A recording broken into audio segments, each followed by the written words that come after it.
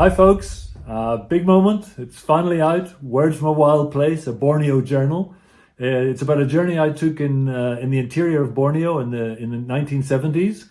It's taken nearly 40 years, or over 40 years, to write the book, but here it is finally.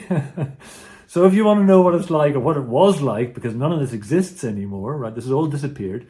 If you want to know what it's like to live in the Dayak longhouses, to float down a river on a raft you've made yourself, to learn how to shoot a blowpipe, kill a python, it's all in here, all right?